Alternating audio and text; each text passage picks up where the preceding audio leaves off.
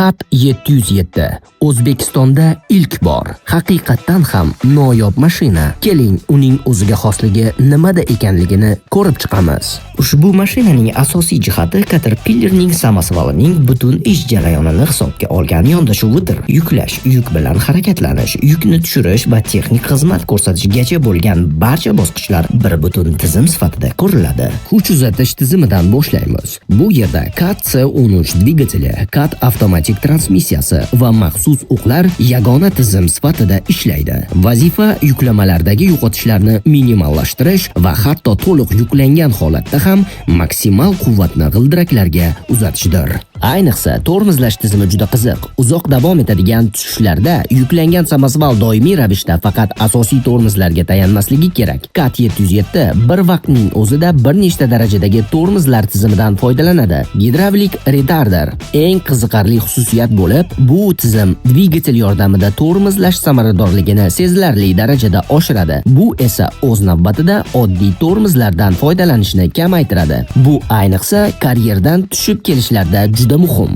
Yuqori ish darajasiga bevosita ta'sir qiluvchi yana bir muhim detal. Kuzovning ko'tarilishi taxminan 20 soniyani tashkil etadi. Bitta qatnovda bu arzimas tuyulishi mumkin, ammo smena davomida o'nlab skilllar amalga oshirilganda har bir soniya tashishning umumiy hajmiga ta'sir qiladi va o'zingiz taxmin qilganingizdek daromad darajasiga bevosita ta'sir ko'rsatadi. Cat 707 ning alohida falsafasi bu build to be rebuilt deb nomlanadi. Mashina asosiy qismlarini tiklash va birinchi foydalanish muddatidan keyin ham ishlashni davom ettirishni hisobga olgan holda loyihalashtirilgan. Ya'ni istalgan vaqt siz texnikani zavod holatiga qaytarishingiz mumkin va bu bilan unga to'g'ridan-to'g'ri ma'noda ikkinchi hayot baxsh etasiz va buning uchun ancha kam xarajat qilasiz. Aynan shuning uchun Cat 707 ni nafaqat quvvati yoki yuk ko'tarish qobiliyatiga qarab baholash kerak. Bu mashina biznes uchun muhim bo'lgan 3 ta jihatga e'tibor qaratadi. Unumdorlik, xarajatlarni nazorat qilish va